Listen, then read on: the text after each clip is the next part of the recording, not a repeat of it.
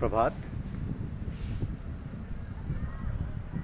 परम पूज्य राणा साहब की यात्रा, यह हमारी आध्यात्मिक चर्चा का विषय। परम पूज्य राणा साहब की यात्रा है। सन 1957 में श्री ज्ञानचंद वशिष्ठ राज्य क्षमा टीबी से पीड़ित हो गए। डॉक्टर ने राय दी कि उन्हें स्वास्थ्य लाभ हेतु किसी पर्वतीय क्षेत्र में ले जाना चाहिए। तो परम पूज्य बाबूजी महाराज ने अमृतसर में रामचंद्र वशिष्ठ के पास जाकर चिकित्सा कराने को कहा। श्री ज्ञानचंद के अमृतसर पहुंच जाने पर परम पूज्य बाबूजी महाराज भी अमृतसर पहुंच गए, क्योंकि जयपुर में आपका स्वास्थ्य गिर जाने के कारण आप दिल्ली में ही विश्राम कर रहे थे। अब परम पूज्य बाबूजी महाराज ने श्री ज्ञानचंद जी को हिमाचल प्रदेश में धर्मशाला स्थान को उपयुक्त बतलाया और साथ में उनके बड़े भाई श्री शांति स्वरूप को जाने के लिए कहा। कश्मीर यात्रा के लिए वशिष्ठ परिवार के अन्य सदस्य भी तैयार हो गए।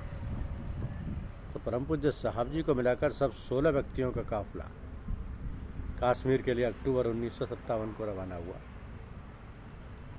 अब 305 किलोमीटर की यात्रा बस द्वारा 2 दिनों में पूरी हुई।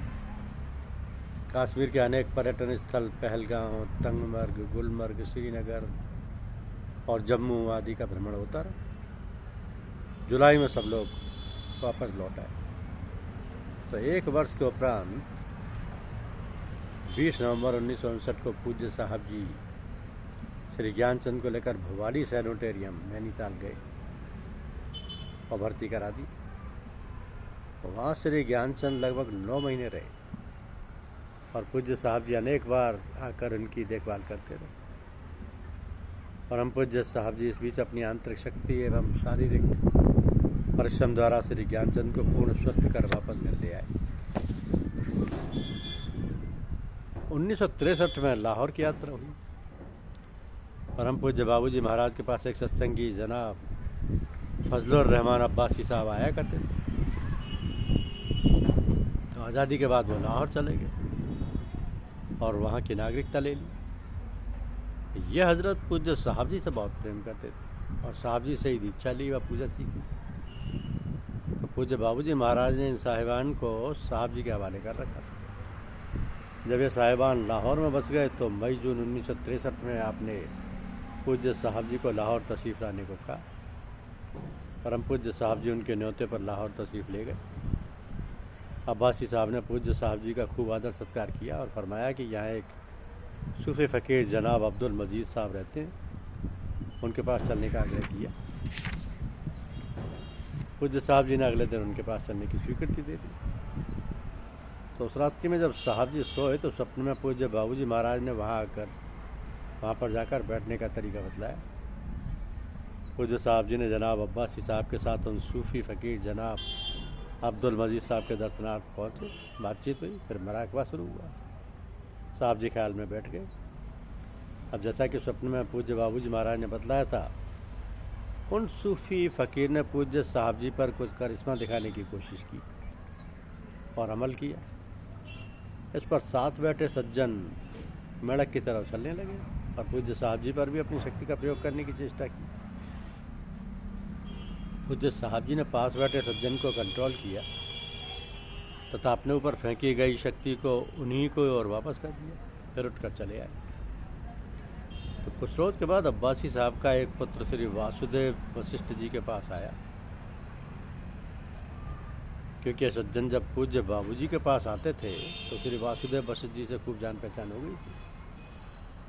तो अब्बासी साहब ने दिनांक 16/7/1963 को पत्र में श्री वासुदेव वशिष्ठ जी को लिखा कि परम पूज्य राणा जी साहब लाहौर आए थे और सारी पुरानी यादें तरोताज़ा हो गई।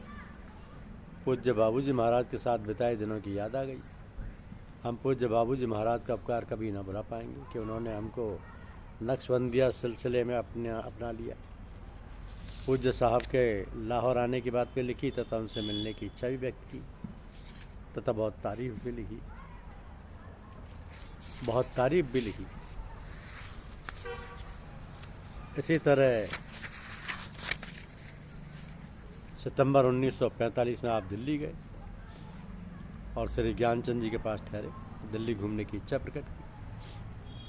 उस समय भारत की कुल आबादी 35 करोड़ की तथा अधिकतर बस्ती कम थी।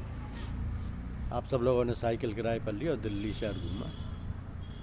तो साथ में श्री ज्ञानचंद जी के अतिरिक्त उनके छोटे भाई श्री प्यारेलाल बसित जी भी थे। 2-3 दिनों तक दिल्ली के विभिन्न स्थलों को देखा।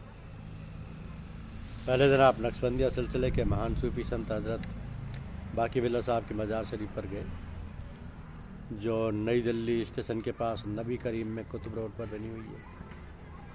तो जनाब बाकी बिल्ला साहब की मज़ार शरीफ एक बड़े कब्रिस्तान के अंदर बनी हुई है।